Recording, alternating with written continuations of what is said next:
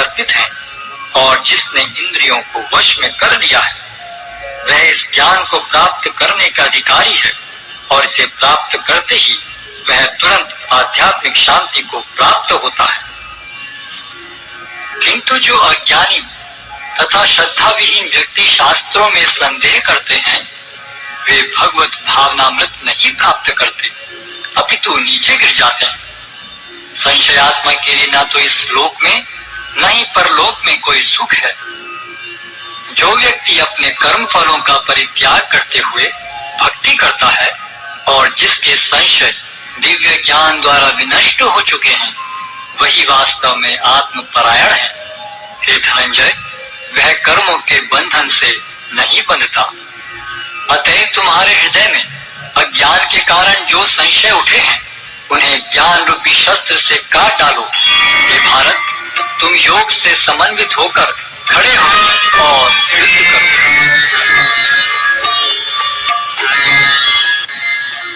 अध्याय 5 कर्मयोग, कृष्ण भावना भावित कर्म।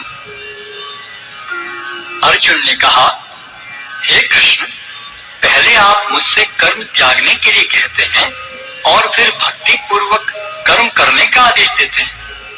क्या आप अब कृपा करके निश्चित रूप से मुझे बताएंगे कि इन दोनों में से कौन अधिक लाभप्रद है? श्री भगवान ने उत्तर दिया, मुक्ति के लिए तो कर्म का परित्याग तथा भक्ति में कर्म दोनों ही उत्तम है, किंतु इन दोनों में से कर्म के परित्याग से भक्ति युक्त कर्म श्रेष्ठ है। जो पुरुष न तो कर्म फलों से घृणा करता है और न कर्म फल की इच्छा करता है वह नित्य सन्यासी जाना जाता है। हे महाबाहु अर्जुन, ऐसा मनुष्य समस्त द्वंद्वों से रहित होकर बहुबंधन को पार कर पूर्णतया मुक्त हो जाता है। अज्ञानी ही भक्ति को भौतिक जगत के विश्लेषणात्मक अध्ययन से भिन्न कहते हैं। जो वस्तुतः ज्ञानी है वे कहते हैं कि जो इनमें से किसी एक मार्ग का भली भांति अनुसरण करता है वह दोनों के फल प्राप्त कर लेता है। जो यह जानता है कि विश्लेषणात्मक अध्ययन द्वारा प्राप्त स्थान भक्ति द्वारा भी प्राप्त किया जा सकता है और इस तरह जो सांख्य योग तथा भक्ति योग को एक समान देखता है वही वस्तुओं को यथारूप में देखता है। भक्ति में लगे बिना केवल समस्त कर्मों का परित्याग करने से कोई सुखी नहीं बन सकता, परंतु भक्ति में लगा हुआ विचारवान व्यक्ति शीघ्र ही परमेश्वर को प्राप्त कर लेता है। जो भक्ति भाव से कर्म करता है, जो विशुद्ध आत्मा है और अपने मन तथा इंद्रियों को वश में रखता है वह सबों को प्रिय होता है और सभी लोग उसे प्रिय होते हैं। ऐसा व्यक्ति कर्म करता हुआ भी कभी नहीं बंधता।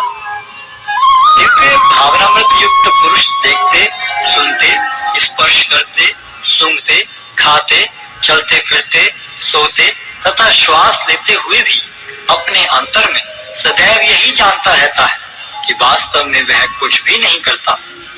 बोलते, त्यागते, ग्रहण करते या आंखें खोलते बंद करते हुए भी वह यह जानता रहता है कि भौतिक इंद्रियां अपने अपने विषयों में प्रवृत्त है और वह इन सब से पृथक है।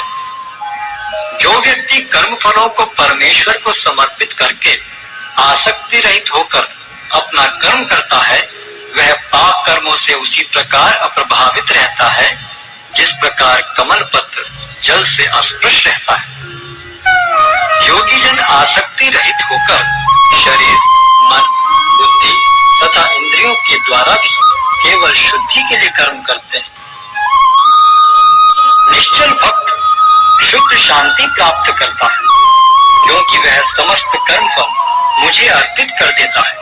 किंतु जो व्यक्ति भगवान से युक्त नहीं है और जो अपने श्रम का फलकामी है वह बंध जाता है। जब देहधारी जीवात्मा अपनी प्रकृति को वश में कर लेता है और मन से समस्त कर्मों का परित्याग कर देता है तब वह 9 द्वारों वाले नगर में बिना कुछ किए कराए सुख पूर्वक रहता है।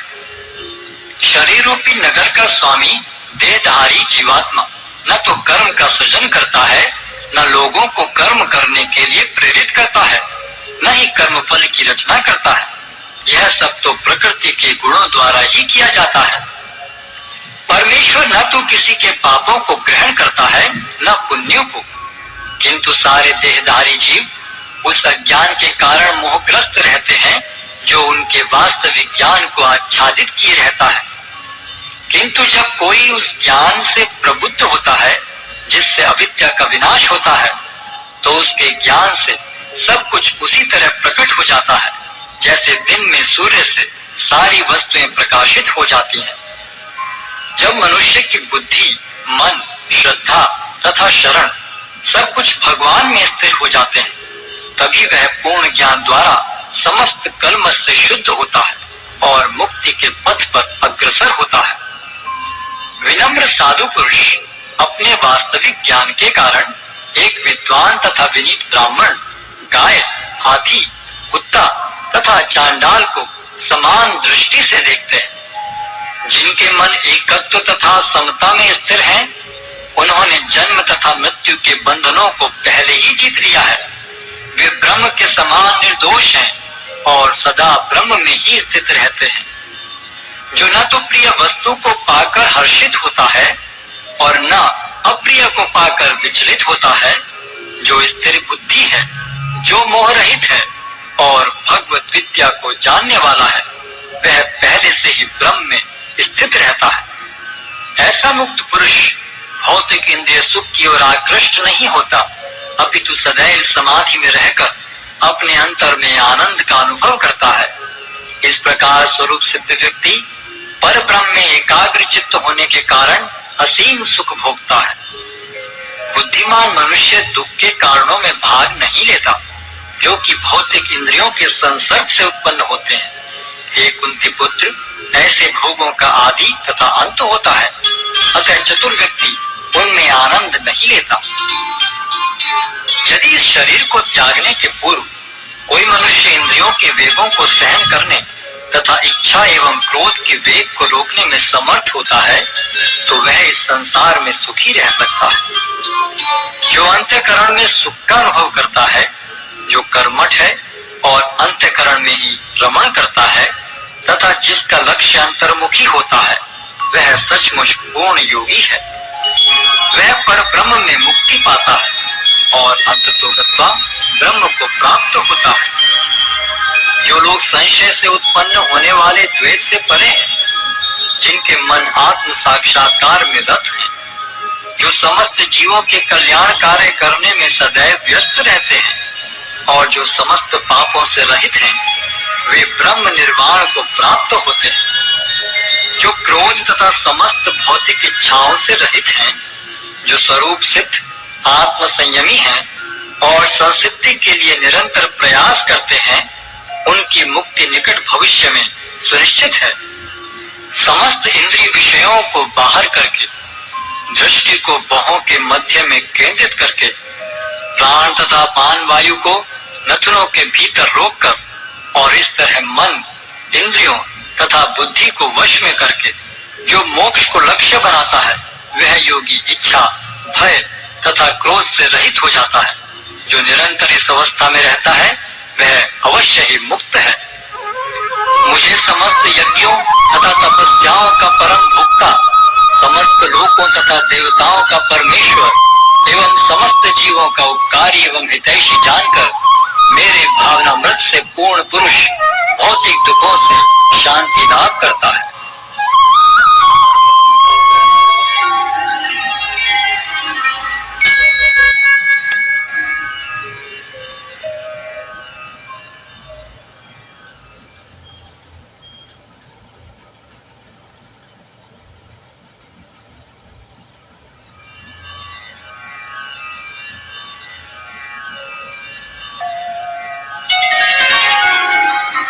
अध्याय 6 ध्यान योग। श्री भगवान ने कहा, जो पुरुष अपने कर्म फल के प्रति अनासक्त है और जो अपने कर्तव्य का पालन करता है, वही सन्यासी और अस्थि योगी है। वह नहीं जो न तो अग्नि जलाता है और न कर्म करता है। हे पांडुपुत्र, जिसे सन्यास कहते हैं, उसे ही तुम योग अर्थात पर ब्रह्म से युक्त होना जानो। क्योंकि इंद्रिय तृप्ति के लिए इच्छा को त्यागे बिना कोई कभी योगी नहीं हो सकता।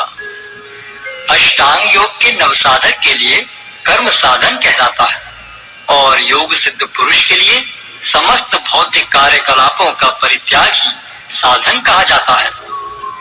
जब कोई पुरुष समस्त भौतिक इच्छाओं का त्याग करके न तो इंद्रिय तृप्ति के लिए कार्य करता है और न सकाम कर्मों में प्रवृत्त होता है तो वह योगारूढ़ कहलाता है।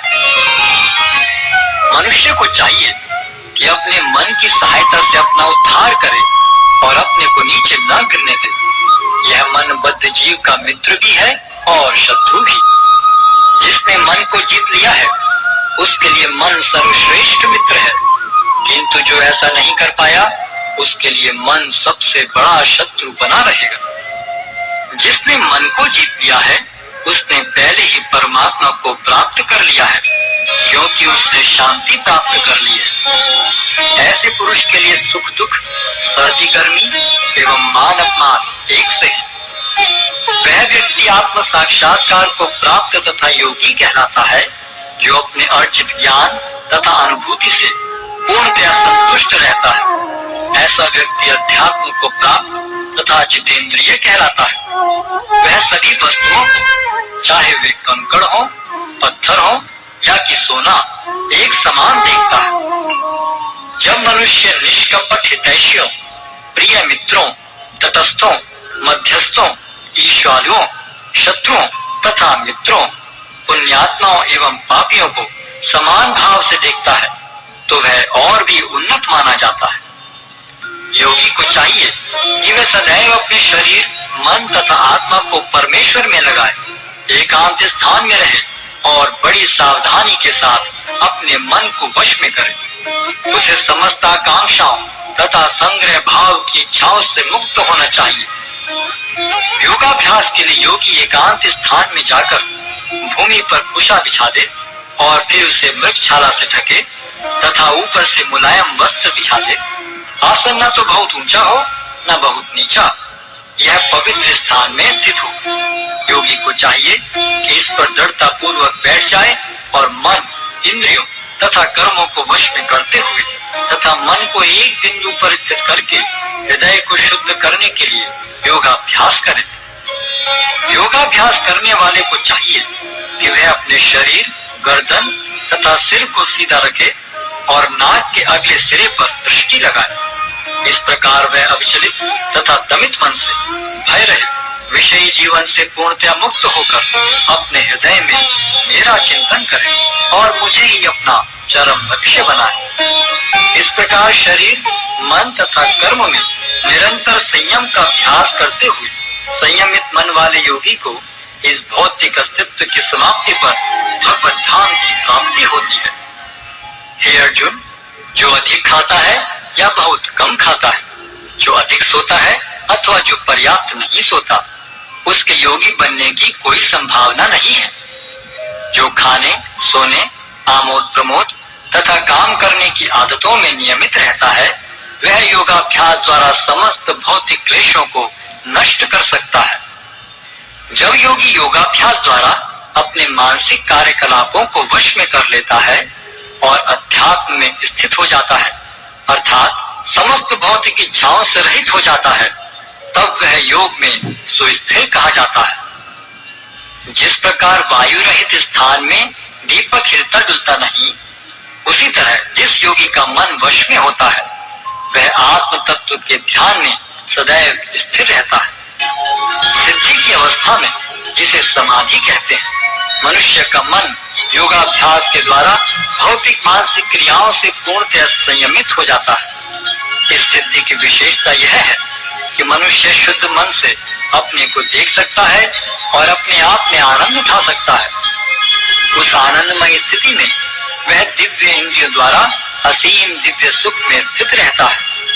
इस प्रकार स्थापित मनुष्य कभी सत्य से विपत नहीं होता और इस सुख की प्राप्ति हो जाने पर वह इससे बड़ा कोई दूसरा लाभ नहीं मानता। ऐसी स्थिति को पाकर मनुष्य बड़ी से बड़ी कठिनाई में भी विचलित नहीं होता। यह निसंदेह भौतिक संसर्ग से उत्पन्न होने वाले समस्त दुखों से वास्तविक मुक्ति है। मनुष्य को चाहिए कि संकल्प तथा श्रद्धा के साथ योगाभ्यास में लगे और पथ से विचलित न हो। उसे चाहिए कि मनोधर्म से उत्पन्न समस्त इच्छाओं को निरपवाद रूप से त्याग दे और इस प्रकार मन के द्वारा सभी ओर से इंद्रियों को वश में करे। धीरे धीरे क्रमशः पूर्ण विश्वास पूर्वक बुद्धि के द्वारा समाधि में स्थित होना चाहिए और इस प्रकार मन को आत्मा में ही स्थित करना चाहिए और अन्य कुछ भी नहीं सोचना चाहिए। मन अपनी चंचलता तथा अस्थिरता के कारण जहाँ कहीं भी विचरण करता हो, मनुष्य को चाहिए कि उसे वहां से खींचे और अपने वश में लाए। जिस योगी का मन मुझ में स्थिर रहता है, वह निश्चय ही दिव्य सुख की सर्वोच्च सिद्धि प्राप्त करता है। वह रजोगुण से परे हो जाता है। वह परमात्मा के साथ अपनी गुणात्मक एकता को समझता है और इस प्रकार अपने समस्त विगत कर्मों के फल से निवृत्त हो जाता है। इस प्रकार योगाभ्यास में निरंतर लगा रहकर आत्म संयमी योगी समस्त भौतिक कर्म से मुक्त हो जाता है और भगवान की दिव्य प्रेम भक्ति में परम सुख प्राप्त करता है। वास्तविक योगी समस्त जीवों में मुझको और मुझ में समस्त जीवों को देखता है। निसंदेह स्वरूप सिद्ध व्यक्ति मुझ परमेश्वर को सर्वत्र देखता है।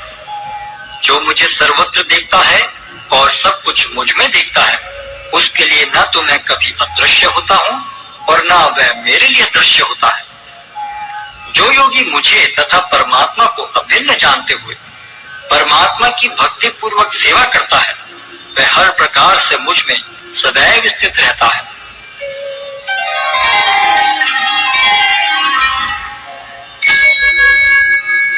हे अर्जुन, वह पूर्ण योगी है जो अपनी तुलना से समस्त प्राणियों की उनके सुखों तथा दुखों में वास्तविक समानता का दर्शन करता है। अर्जुन ने कहा, हे मधुसूदन, आपने जिस योग पद्धति का संक्षेप में वर्णन किया है, वह मेरे लिए अव्यवहारिक तथा असहनीय है, क्योंकि मन चंचल तथा अस्थिर है। हे कृष्ण, क्योंकि मन चंचल, उच्छृंखल, हठीला तथा अत्यंत बलवान है, अतः मुझे इसे वश में करना वायु को वश में करने से भी अधिक कठिन लगता है। भगवान श्री कृष्ण ने कहा, हे महाबाहु कुंती पुत्र, निसंदेह चंचल मन को वश में करना अत्यंत कठिन है, किंतु उपयुक्त अभ्यास द्वारा तथा विरक्ति द्वारा ऐसा संभव है। जिसका मन श्रृंखल है, उसके लिए आत्म साक्षात्कार कठिन कार्य होता है, किंतु जिसका मन संयमित है और जो समुचित उपाय करता है, उसकी सफलता ध्रुव है, ऐसा मेरा मत है। अर्जुन ने कहा, हे कृष्ण, उस असफल योगी की गति क्या है जो प्रारंभ में श्रद्धा पूर्वक आत्म साक्षात्कार की विधि ग्रहण करता है, किंतु बाद में भौतिकता के कारण उससे विचलित हो जाता है और योग सिद्धि को प्राप्त नहीं कर पाता। हे महाबाहु कृष्ण, क्या ब्रह्म प्राप्ति के मार्ग से भ्रष्ट ऐसा व्यक्ति आध्यात्मिक तथा भौतिक दोनों ही सफलताओं से च्युत नहीं होता और छिन्न भिन्न बादल की भांति विनष्ट नहीं हो जाता, जिसके फलस्वरूप उसके लिए किसी लोक में कोई स्थान नहीं रहता? हे कृष्ण, यही मेरा संदेह है।